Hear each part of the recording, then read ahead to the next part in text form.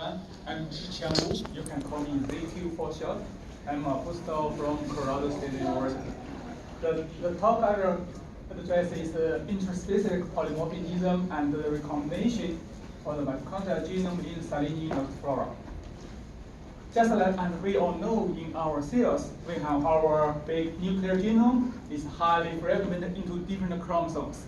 But it can through the mitosis and the meiosis process to physically transmit its genetic information into next generations.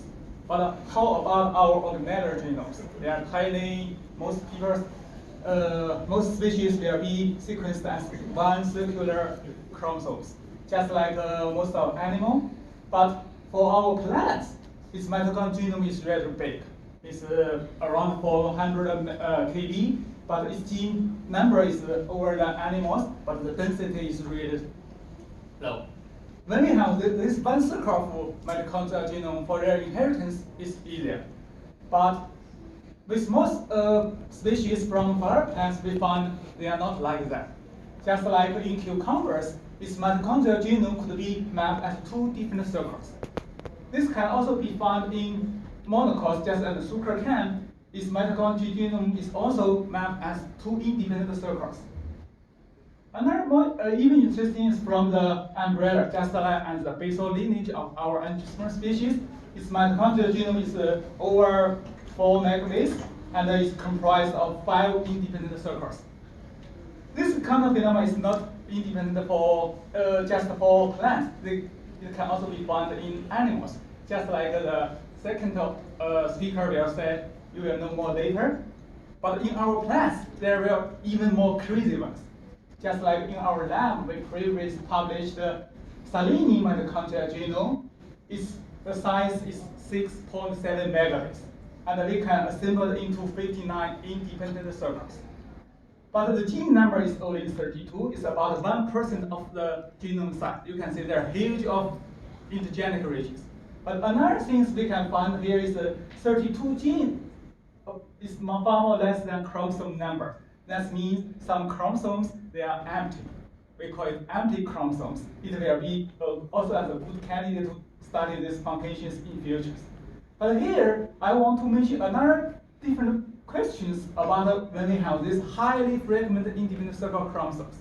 Just like what's this variation among populations? They are stable or not? To conduct this, we designed the 3 following aspects. First, we sequence another full completely mitochondrial genome. Another thing, we use resequencing data to test more populations data. And to explain more, we will use a traditional method to circling worldwide samplings. And here, previously, our lab started sampling the population from OSR. We will call it OSR in the next fallings. And in the new data, we sampling another population from the BRP. We will use the BRP to represent. As we all know, previously there are 59 for the OSR mitochondrial genome, but for the new BRP, we found that there are totally several chromosomes were totally lost. At the same time, we found there are another new chromosome arise. If we put them together, it will be more easier to explain here. Just like here, the green part means previous OSR's mitochondrial genome is around 6.7 megabase, 59 different chromosomes. But in the red part means the new sequence, the BRP mitochondrial genome is over 7 megabase and comprises 63 different chromosomes. And the height of each box means the sequencing depth. And the black line near the box means it's empty chromosomes. And also we also find the light color for each part means they are unique chromosome for each individual. And the blue ribbon connected those parts means they are shared chromosomes. From this compare, there are several findings very interesting. First is for the sequence identity. When we compare those 50 shared chromosome pairs, we found the sequence identity is really high. It's over 99%. But we found that there's no inversion or very few rearrangement. This kind of phenomena is really rare compared to previously within species compares. Another even interesting finding is for the chromosome gain or loss. We found there are totally about 90 chromosomes present absent across those two mitochondrial genomes. To further detect this kind of variation, we use resequencing data from more populations. We can find that just like for chromosome 12, it's totally lost in this population, but it's still as normal in another populations. When we use those data to expand to all 63 chromosomes, we can find this kind of variation is really huge. The present absent is normal, and we can find the copy number variation and the partial loss. That means this kind of structure may be not stable, but exists huge variations. And we want to know, because the sampling is still limited, so we use the worldwide sampling from 25 geography populations, and we also use sampling 22 different chromosomes to test the variations. Just like here, the 2 from divergent chromosome pairs, 5 from the noting chromosome pairs, and 6 from the OSR specific, 6 from the BRP specific. We use the PCR, and for each PCR, we will conduct several times to confirm it's working. So this will be the results. The black box means it's present in this chromosome in this population. The white box means absent in this chromosome in this population. And the light gray means partial present or lost. And we can find this kind of variation is really huge. This gives us a really interesting to test them. What's their evolutionary histories? They are easy to gain or lose. That's really interesting for us to answer. To answer this, we first build the phylogenetic relationship across those 25 populations and across also combine the relative species. And we will use the parsimony-based reconstruction method to access its ancestral state. For here, for chromosome 57, just like the black bar means present in this chromosome in this population, the white means absent in this chromosome in this population. And at least here we find 2 independent laws. And when we apply this in all 22 chromosomes served, we find that chromosome loss will be the dominant state for the ongoing evolution of this kind of structured genomes. This is interesting for us for this kind of finding, but another thing interesting is for its recombinations.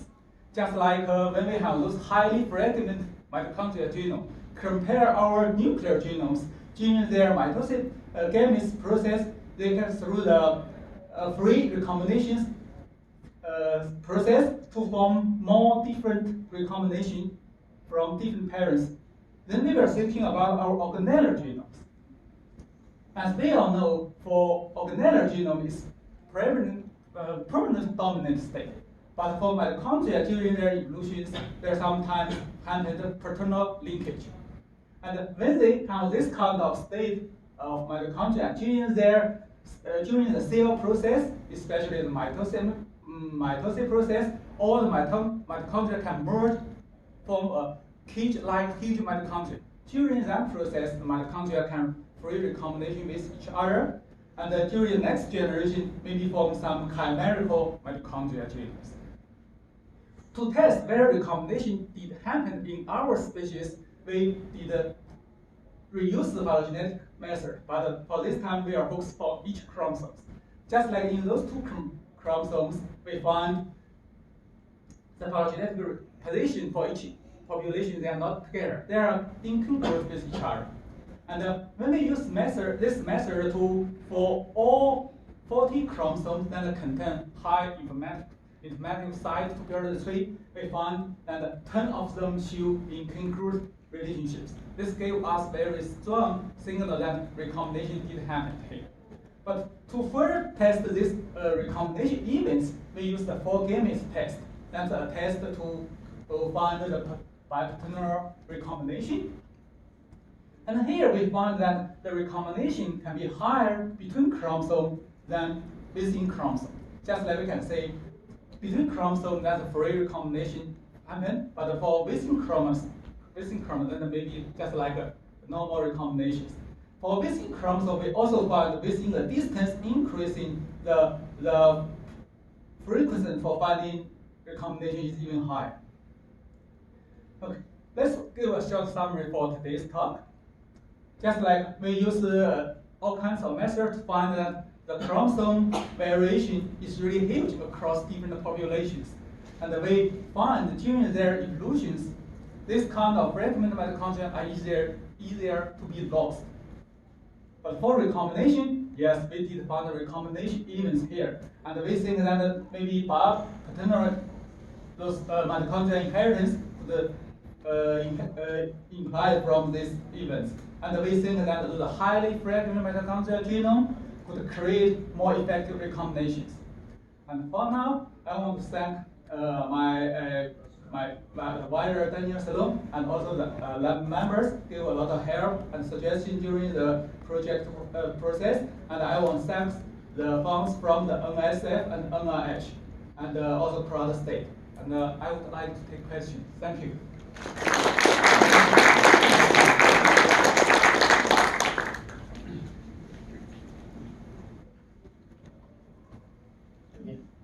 Great talk. So I was wondering, when you do the test the recombination, and how you exclude the possibility that the fragment you identify is not from oatmeal, but is from other places that you do? Oh, because those kind of data we just use the because we do not do the transfer, just like if the transfer happened maybe from that signal. But in our species, when we try to use the genome data, the contamination from nuclear we didn't find, and we just focused on the high informatic side, just like we can construct the continuous side to continue to exclude those bias.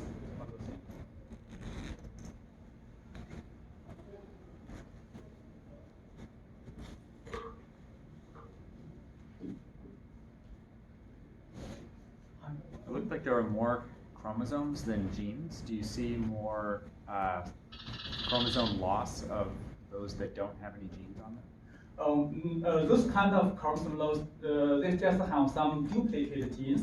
There's no gene in it. Just a lot of, and for those chromosome base there's no gene identified. We search a lot of, we do a lot of work to finding the potential function, but we didn't find any identifiable function for those sequences. Thank you. Hi. Is the number of genes per circle, including those that have zero, to follow up with some? Have you looked at whether the genes are sort of following a discrete distribution? No, we didn't say that. But for now, for those 32 genes, they are really normal as the other species. They're just normal mitochondrial genes. There's not very specific distribution for that. Yeah, but do you tend to have a lot of clustering of genes onto a few circles? Or for those 32 genes, they're just mitochondria. We don't count the chloroplast transfer gene. They're not including, and those transfer, just some tRNA is intact, but for the protein gene, there's no intact function for that. do you see loss of tRNAs that can translate the same amino acid? No, the tRNA is not. There are only several tRNA genes. Because in Silene, the tRNA gene lost a lot, many times. Yeah. There are only 7 or 8 tRNA genes. So we are also working on. There's the other lab working on why the tRNA is lost in this clade. So they did awesome work for that.